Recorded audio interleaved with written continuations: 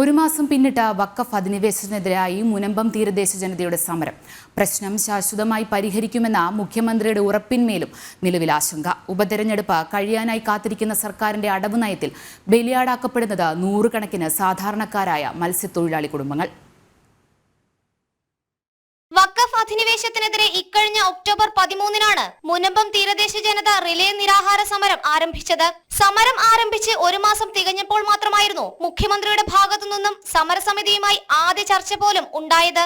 അതാകട്ടെ ഉപതെരഞ്ഞെടുപ്പിൽ ക്രൈസ്തവ വോട്ടുകൾക്ക് ഇളക്കം തട്ടരുതെന്ന മുൻവിധിയോടെയും ആയിരുന്നു.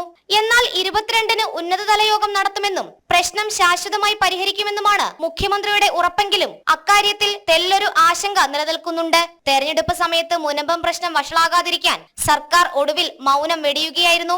ആദ്യഘട്ടം മുതൽ മുനമ്പത്തെ തീരദേശ ജനതയുടെ സമരത്തിനൊപ്പം BJP അടക്കമുള്ള ദേശീയ പ്രസ്ഥാനങ്ങൾ മാത്രമാണ് ഉള്ളത്.